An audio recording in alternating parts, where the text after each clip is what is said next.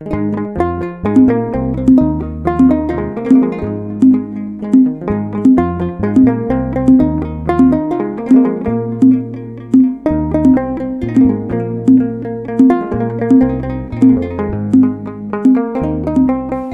አብ ወወልድ ወመንፈስ ቅዱስ አሐዱ አምላክ አሜን።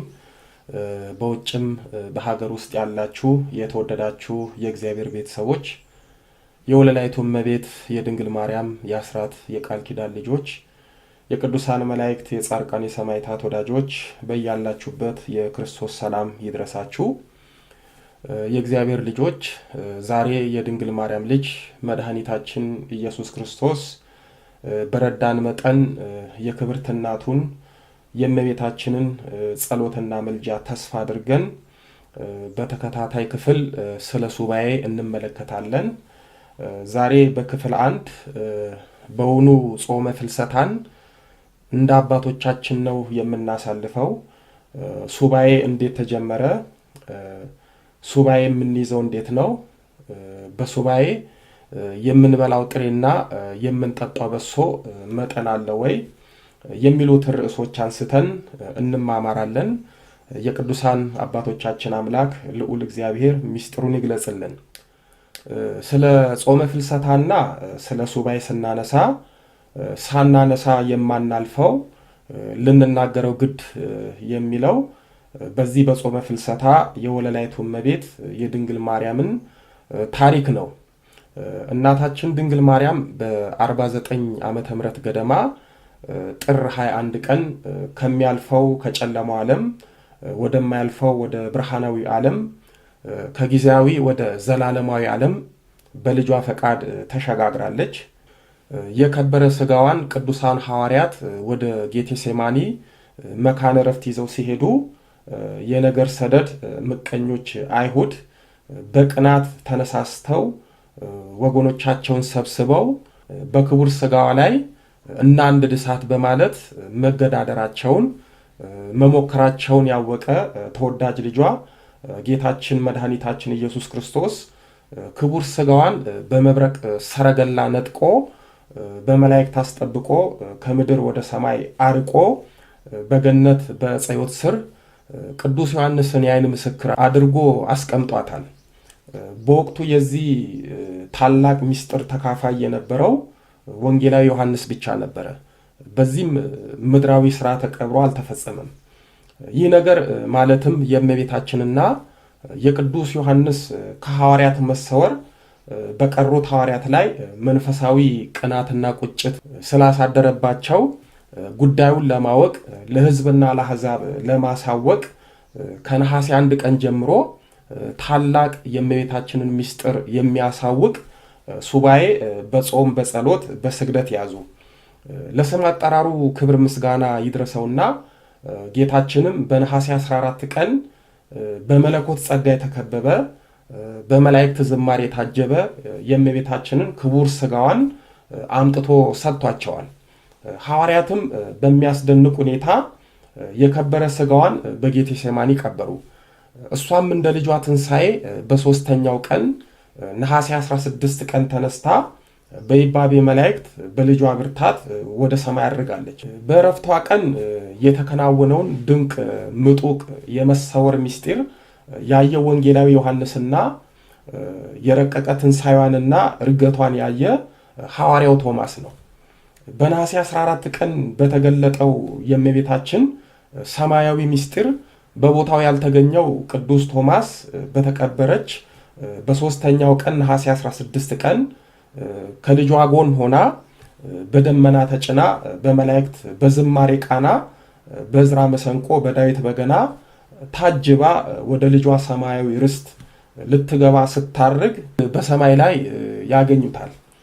ትንሣኤዋንና እርገቷን ወንድሞቹ ሐዋርያት አይተው ለሱ የቀረበት መስሎት በመንፈሳዊ ቅናት በብስጭት በፊት የልጅሽን አስደናቂ ትንሣኤ ሳላይ አሁን ደግሞ ያንቺን የእናቴን ሳላይ ብሎ ከማዘኑ የተነሳ ከደመናው ተወርውሮ ሊወድቅ ሞክሮ ነበረ።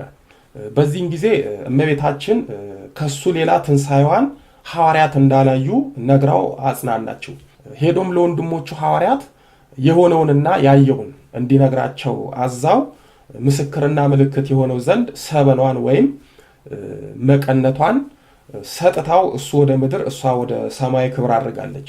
ሐዋርያው ቅዱስ ቶማስም ወደ ወንድሞቹ ኢየሩሳሌም እንደደረሰ በመጀመሪያ የሰማው የእመቤታችንን ማረፍ እና በእነሱ እጅ መቀብሯን ነው። እሱም ሰምቶ እንዳልሰማ አውቆ ሚስጥሩን ደብቆ የምትነግሩኝ ነገር እንዴት ሊሆን ይችላል? ደግሞስ ሞት በጥር በነሐሴ መቃብር አይሆንም በማለት ይከራከራቸዋል። ሐዋርያትም አንተ ደግሞ አላምን ልትል ነው ብለው የፍቅር ቁጣ ተቆጥተው ተያይዘው በቅዱስ ጴጥሮስ መሪነት ወደ መካነ መቃብሯ ሄደው ቢመለከቱ መቃብሯ ባዶ ሆኖ የከበረውን ስጋዋን ስላጡ እጅግ ደነገጡ። በዚህን ጊዜ ቅዱስ ቶማስ አታምኑኝም ብዬ እንጂ እመቤታችንስ በብርሃን ደመና በመላእክት ምስጋና ታጅባ አድርጋለች ብሎ እናት ዓለም ወለላይቱ እመቤት ለምልክት የሰጠችውን ሰበኗን ወይም መቀነቷን አሳያቸው። እነሱም ተረጋጉ። ሰበኗንም ለበረከት ተካፍለው ወደ የሀገረ ስብከታቸው ሄደዋል። ታዲያ በዓመቱ ቅዱሳን ሐዋርያት ትንሣኤዋን ቶማስ አይቶ በነፍሱ ተደስቶ እንዴትኛ ይቀርብናል ብለው ከነሐሴ 1 ቀን ጀምሮ በፍቅር ሊያውቁ የእመቤታችንን የትንሣኤ ምስጢር ሱባኤ ገቡ። ሱባኤያቸውም ከተፈጸመ በኋላ ነሐሴ 16 ቀን ያሰቡትን አደረገላቸው። ነሐሴ 16 ቀን ጌታችንም እመቤታችንን መንበር አድርጎ ቅዱስ ጴጥሮስን ንፍቅ ቄስ አድርጎ ቅዱስ እስጢፋኖስን ዋና ዲያቆን አድርጎ ቀድሶ ሁሉንም አቁርቦ የእመቤታችንን የእናታችንን እርገቷን አሳይቷቸዋል። ብዙ ምስጢርም አካፍሏቸዋል። የመብርሃን ልጆች እንግዲህ ይህንን ታላቅ የሱባኤ ወቅት ሁላችንም ከሕፃናት ወጣት፣ ጎልማሳ እስከ አዛውንት ያለነው በዓመት አንዴ በናፍቆት ጠብቀን ጾመን ጸልየን የምናሳልፍበት የእመቤታችን ታላቅ የበረከት ጊዜ ነው። አሁን ጥያቄው በእውነት ጾመ ፍልሰታን እንደ ሐዋርያት እንደ አበው በሱባኤ ነው የምናሳልፈው የሚለውን ስናይ መልሱ አይደለም ነው። አብዛኞቻችን ጾመ ፍልሰታን ከቤታችን ወጥተን በአንድ ቤተ ክርስቲያን ወይም ገዳም ተወስነን ጊዜውን አሳልፈን እንመጣለን። ከዛ ሱባኤ ቆይቼን የመጣሁት እንላለን። በእውኑ ሱባኤ እንዲህ ነው? አንዳንዶቻችን ጊዜውን ከወዳጆቻችን ጋር በወሬ በአሉባልታ በማይረባ ነገር እናሳልፋለን። ጾመ ፍልሰታ በየዓመቱ ይመጣል። እኛ ግን አልተለወጥንም። ዓመታቱ ይቀያየራል። ሱባኤው ዓመቱን ጠብቆ ይመጣል። እኛ ግን ሕይወታችን ሳይቀየር ባለንበት ቆመን ሱባኤውን ከአምናው ሳንማርበት እንደለመድነው እናሳልፋለን። ሲሆን ማድረግ ያለብን እንደ አባቶቻችን 14ቱንም ቀን በሱባኤ ታቅበን ወይም በአርምሞ ሆነን ማሳለፍ ቢከብደንም 7ቱን ቀን መሞከር አሊያም 3 ቀን ራሳችንን መፈተን አለብን። ከዛ በመንፈሳዊ ልምምድ ወደ ከፍተኛ የሱባኤ ደረጃ እንሸጋገራለን። ሐዋርያት እኮ ያንን ሁሉ ምስጢር ያዩት ለጥያቄያቸው መልስ ያገኙት እያወሩ እየበሉ እየጠጡ በዋዛ በፈዛዛ ሳይሆን በጸሎት ተወስነው ጥሬ በልተው ነው። እኛም ዛሬ እመቤታችን የሕይወታችንን ምስጢር እንድትገልጽልን ሐሳባችንን እንድትፈጽምልን ቢያንስ ካሉት ቀናቶች ውስጥ የተወሰነውን ቀን ከሰው ተለይተን ከእሷ ጋር በጸሎት ሆነን ልንጠይቃት ይገባል። በገዳም ያሉ አባቶችና እናቶች በጾመ ፍልሰታ በዝግ ሱባኤ በማሳለፍ ከራሳቸው እስከ ሀገራቸው ያለውን የወደፊት ነባራዊ ሁኔታ የሚያውቁበት ከእመቤታችንም ብዙ ጸጋ የሚቀበሉበት ወቅት ነው። በተለይ የዓመቱ የመጨረሻ ሱባኤ ጊዜ ስለሆነ አዲሱን ዓመት የበረከት እንድታረግልን በዘንድሮ ያልሆነልንን በአዲሱ ዓመት እንድታከናውልልን ብዙ አዳዲስ ነገሮችን የምንጠይቅበት ጊዜ ስለሆነ ልናስብበት ይገባል። ወዳጆቼ አንዲት ልጅ አውቃለሁ። ይቺ ልጅ አልተማረችም፣ ማንበብ መጻፍ አታውቅም። ግን በጾመ ፍልሰታ በየዓመቱ 14 ቀን እንጦጦ ማርያም ሱባኤ በመግባት ከሰው ባለመነጋገር በእንባና በስግደት ታሳልፋለች። በዚህ ሁኔታዋ እየተገረምኩ ለመሆኑ ይህንን ሁሉ ቀን ብቻሽን አይጨንቅሽም ስላት ሰው ከእመቤታችን ጋር ሆኖ እንዴት ይጨነቃል? እንደውም ሱባኤውን ስጨርስ ነው የምጨነቀው አለችኝ። ስለማታነቢ ውዳሴ ማርያምና ሌሎች ጸሎቶችንም አትጸልይም። ጊዜውን በምን ታሳልፊያለሽ? ሰዓቱስ ይገፋልሻል? ስላት እሷም ስዕሏ ፊት ቁጭ ብዬ በህሊና ያወራታለሁ፣ ሆድ ባስ ሲለኝ አለቅስባታለሁ፣ ስበረታ እንደ አቅሜ እሰግዳለሁ፣ ሲደክመኝ እስሯን ከባልላለሁ፣ እተኛለሁ ያለችኝ ራሴን ዞር ብዬ እንዳይ አድርጎኛል። እኛ ማንበብ እየቻል በተሰጠን ጸጋ ያልተጠቀምን የትየለሌ ነን። በእውነት ስንት የሱባኤ ጊዜ በዋዛ በፈዛዛ እና ጥቅሙንም ባለማወቃችን በሱባኤ ባለመጠቀማችን አልፎናል። ችግራችንን፣ ፈተናችንን፣ መከራችንን ለእመቤታችን በሱባኤ መንገርና ማስፈታት ትተን ዛሬም ከነችግራችን አለን። ሱባኤ እንዴት ተጀመረ የሚለውን ስናይ ሱባኤ የተጀመረው የሰው ልጅ በኃጢአት ከወደቀ በኋላ ነው። ጀማሪዎቹም አዳምና ሔዋን ናቸው። አዳምና ሔዋን እግዚአብሔርን የሚያክል ጌታ ገነትን የሚያህል ቦታ አጥተው ከጸጋ ተራቁተው ሲኖሩ ከውድቀታቸው ለመነሳት አማራጭ የሌለው ምርጫ አድርገው የተጠቀሙበት ሱባኤን ነው። በሱባኤውም እጅግ በጣም ደክመዋል። ሱባኤያቸው የሰይጣንን አስከፊ ፈተናና እንግልት ቢኖረውም በልፋታቸው የአምላክን ከመቤታችን ሰው የመሆን ብሎም የመዳናቸውን ተስፋና ምስጢር አውቀውበታል። ስለዚህ ሱባኤ ከውድቀት መነሻ ጸጋ ማስመለሻም ነው። በአዳምና በሔዋን የተጀመረው ሱባኤ በብዙ ነቢያትና ሐዋርያት አልፎ ከአባቶቻችን ደርሶ ዛሬም እኛ እንጠቀምበታለን። ሱባኤ የምንይዘው እንዴት ነው የሚለውንም ስናይ በትንቢተ ዳንኤል በምዕራፍ 1 ቁጥር 1 እስከ 15 ላይ ዳንኤልና ሰለስቱ ደቂቅ በናቡከደነጾር ዘመን ሱባኤ እንደያዙ ይነግረናል። ናቡከደነጾር ከ565 እስከ 605 ዓመት ዓለም ከክርስቶስ ልደት በፊት በባቢሎን በከለዳውያን ላይ የነገሰ ንጉሥ ነበር። በባቢሎን ከነገሱትም ታላላቅ ነገስታት አንዱ ነበረ። በዚሁ በትንቢተ ዳንኤል ላይ በናቡከደነጾር ቤተ መንግስት ዳንኤልና 3 ወጣቶች ከንጉሱ ማዕድ እንዳይበሉ ከጠጁም እንዳይጠጡ በልባቸው ጨከኑ። የጃንደረቦችም አለቃ ዳንኤልን መብሉንና መጠጡን ያዘዛችሁ ጌታዬ ንጉሱን እፈራዋለሁ፣ በዕድሜ እንደናንተ ካሉት ብላቴኖች ይልቅ ፊታችሁ ከስቶ ያየ እንደሆነ ከንጉሱ ዘንድ በራሴ ታስፈርዱብኛላችሁ አለው። ዳንኤልም የጃንደረቦችን አለቃ አሚሳድን እኛ ባሮችህን ለ10 ቀን ፈትነን የምንበላውንም ጥሬና የምንጠጣውንም ውሃ ስጠን፣ ከዚያ በኋላ የእኛን ሰውነትና ከንጉሱ ማዕድ የሚበሉ ብላቴናዎችንም ሰውነት ተመልከት፣ እንዳየው ሁሉ ከአገልጋዮች ጋር የወደድከውን አድርጋለሁ። አሚሳድም ይህንንም ነገራቸውን ሰምቶ 10 ቀን ፈተናቸው። መብላቸውንና የሚጠጡትንም ጠጅ አስቀርቶ ጥራጥሬውን ሰጣቸው። ከ10 ቀን በኋላ ከንጉሱ ማዕድ ከበሉ ብላቴናዎች ሁሉ ይልቅ ሰውነታቸው አምሮ ስጋቸው ወፍሮ ታየ። ለነዚህ ለአራቱ ብላቴናዎች እግዚአብሔር በትምህርትና በጥበብ ሁሉ ዕውቀትንና ማስተዋልን ሰጣቸው። ዳንኤልም በራእይና በሕልም በመተርጎም ሁሉ አስተዋይ ነበረ። እነርሱም ይገቡ ዘንድ ንጉሱ ያዘዘው ቀን በተፈጸመ ጊዜ ከብላቴኖቹ ሁሉ እንደ ዳንኤልና አናንያ፣ አዛሪያ፣ ሚሳኤል ያለ አልተገኘም። ንጉሱም በጠየቃቸው ጊዜ በጥበብና በማስተዋል ነገር ሁሉ በግዛቱ ከሚኖሩ የሕግ ተርጓሚዎችና አስማተኞች ሁሉ እነርሱ 10 እጅ የበለጠ ሆነው እንዳገኛቸው የሱባኤ ታሪካቸው ይነግረናል። ውድ የእመቤታችን ልጆች ሱባኤ እንዴት እንደሚያዝ፣ ምን ያህል ጸጋ እንደሚያሰጥ፣ ምን መበላት ምን መጠጣት እንዳለበት ከነዚህ ብላቴናዎች ልንማር ይገባናል።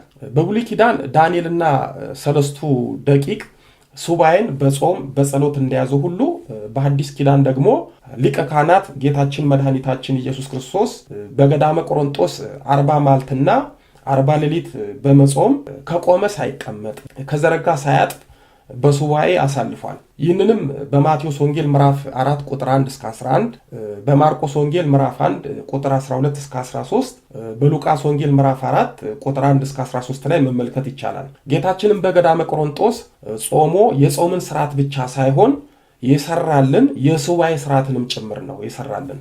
በሱባኤ ወቅት ፈተና ከስጋ እስከ ሰይጣን መሮኑንም ጭምር ተፈትኖ አሳይቶናል። ስለዚህ ጥያቄያችን ሱባኤ እንዴት እንያዝ ከሆነ እንደ ጌታችን ወደ ገዳምና ለጸሎት ምቹ ወደሆነ ቦታ በመሄድ ከሰው በመለየት የጣምና የላመ ከመብላት በመቆጠብ ምግቡን በመቀነስ ጸሎትን በማብዛት ለ3 ለ7 ለ14 ከበረታን ደግሞ ለ40 ቀን በመጾም በጸሎት ተወስነን ሱባኤ መያዝ እንችላለን። እንደ ዳንኤልና ሰለስቱ ደቂቅ ጥሬ በመብላት የእግዚአብሔር ውሃ በመጠጣት መጸለይ ይቻላል። በእርግጥ እንደነሱ በጥሬና በውሃ ስለሚከብድ በውሃ ፋንታ በሶ በጥብጦ መጠጣት ይቻላል። በሱባኤ የምንበላው ጥሬና የምንጠጣው በሶ መጠን አለው የሚለውን ስናይ ስለ መጠኑ ምንም አያጠያይቅም። ወደ ገዳም ለሱባኤ የምንሄደው እህል ልንወቃ ሳይሆን ስጋችንን ለነፍሳችን በማስገዛት በጸሎት ከፈጣሪና ከእናቱ ከድንግል ማርያም መልስ ለማግኘት እስከሆነ ድረስ መጠንና ልክ አለው። የምንመገበው በቀን አንድ ጊዜ ነው። እሱም የ11 ሰዓት ጸሎታችንን ካደረስን በኋላ ነው።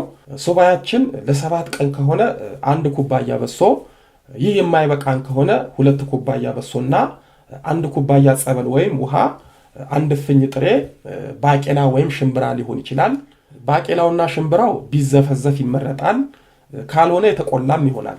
ከሰኞ እስከ ዓርብ በዚህ ሁኔታ ስንመገብ፣ ቅዳሜና እሁድ ግን ጠዋትና ማታ መመገብ ይቻላል። አንዳንድ ገዳማት ላይ ቅዳሜን አንዴ እሁድን 2ቴ እንዲመገቡ ያዛሉ። ይህ ስርዓት ከገዳም ገዳም ሊለያይ ይችላል። በገዳሙ ስርዓት ሱባኤ የምንይዝ ከሆነ የገዳሙን አባቶች ሕግና ስርዓት በመከተል ልንይዝ ይገባናል። ሱባኤ በራሳችን የምንይዝ ከሆነ ግን ሳናበዛ እጅግም ሳንራብ መጥነን እየተመገብን መያዝ እንችላለን። ለ14 ቀን ከሆነ ግን በሶውን ጥሬውን ከ7 ቀን ሱባኤ ይልቅ ጨምር በማድረግ መያዝ እንችላለን። ለምሳሌ ጾመ ፍልሰታን በዝግ ሱባኤ ወይም በአርምሞ ብንይዝ ለ14 ቀን 1 ኩባያ በሶና እፍኝ ጥሬ ብንመገብ እንደ ጀማሪነታችን ስጋችንም ሰይጣንም በስጋ በመፈተን ከሱባኤ ያስወጣናል። ይህ እንዳይሆን ነው ጨምር የሚደረገው። ስለዚህ ነው አባቶቻችን በሱባኤ ሆነህ ብላ ብላ ሲልህ ብላ፣ ውጣ ውጣ ሲልህ መቃኑን ይዘህ ጩህ የሚሉት። ይህን ስላችሁ ደግሞ በተለይ ወንዶች 1 ጣባ በሶ እየጠጣችሁ ሳህን ሙሉ ጥሬ እያፈሳችሁ ሱባኤ ሳይሆን የበሶና የጥሬ ጉባኤ እንዳታደርጉ ታደራላለሁ። እንደዚህ አይነት ሱባኤ በምንይዝበት ጊዜ ሳናበዛ እንደ አቅማችን ብንመገብ ችግር የለውም። ምክንያቱም ያገኘነውን ኃይል በስግደት እናወጣዋለን። ይህ ካልሆነ ግን በረሃብ አንጀታችን ታጥፎ በሰው ተደግፈን ከሱባኤ ልንወጣ እንችላለን። በዚህም እንኳን የምንሰግድበት ጉልበት ልናገኝ ቀርቶ በአግባቡ መጸለይ ያቅተናል። ስለዚህ ሰይጣን በሱባኤ ወቅት በተለያየ ፈተና ሊፈትነን ሲብስም ከሱባኤ ሊያስወጣን ስለሚችል ሱባኤያችን በማስተዋልና በዘዴ ሊሆን ይገባል። ብርታቱና ልምዱ ያለን ጸጋው የተሰጠን ከሆነ እንደ ዳንኤልና ሰለስቱ ደቂቅ ብንይዝ መልካም ነው። አንዳንዶቻችን ባለማወቃችን ጸሎቱን በመቀነስ ችላ በማለት ወደ ምግቡ በማተኮር እመቤት የማታውቅ የለም በማለት ሆዳችን እስኪወጠር በሶ በመጠጣት የጥሬ ማት በመቆርጠም የምናሳልፋለን። ይህ አግባብ አይደለም። መልስ የሚሰጠን አግበስብሰን በመብላት ሳይሆን በትህትና በመጾምና በመጸለይ ነው። ይህ እንዳለ ሆኖ በሱባኤ ወቅት እስከ ማታ የምንጾምና መጥነን የምንመገበው ጾማችን ለጸሎታችን አስተዋጽኦ ስላለውና ስጋን ለነፍስ በማስገዛት ህሊናን በመሰብሰብ እንድንጸልይ ነው። ጠግበን ብንበላ ስጋችን ብሎም ሰይጣን ይፈትነናል። ጸሎታችንን ቆመን ከመጸለይ ይልቅ ቁጭ ብለን እንድንጸልይ ልንገደድ እንችላለን። በተለይም ደግሞ ህልመ ሌሊት ወይም ዝኔት ሊፈትነን ይችላል። በዚህ ፈተና ሰውነታችንን ለመታጠብ ከበዓታችን ወጥተን ራቅ ያለ ቦታ ልንሄድ እንችላለን። በአጠቃላይ አቅማችንን የምናውቀው እኛ ነንና እንደ ገዳሙ ስርዓትና እንደ አቅማችን ልናደርገው ይገባል። በክፍል 2 ደግሞ ሱባኤ በቤታችን መያዝ እንችላለን ወይ? በሱባኤ ወቅት ምንና እንዴት እንጸልይ? በሱባኤ ወቅት የሚጸልዩ ጸሎቶች የትኞቹ ናቸው? እመቤታችንን በሱባኤ ምን እንጠይቃት፣ ምን እንለምናት የሚለውን እናያለን። ያስተማረን የመከረን የአባቶቻችን አምላክ ልዑለ ባሕሪ ቅዱስ መድኃኔ ዓለም ኢየሱስ ክርስቶስ ክብር ምስጋና ይድረሰው። ድንግል ስንላት ጌታን ወልዳ የተገኘች፣ ጌታን የወለደች ስንላት ድንግል የሆነች፣ ስሟን ለመጥራት ከሰማይ ከምድር የከበደች መንበረ ፀሐይ መንበረ ሥላሴ የጌታችን የመድኃኒታችን የኢየሱስ ክርስቶስ እናት ወለላይቱ እመቤት ድንግል ማርያም ምስጋና ይድረሳት። አሜን።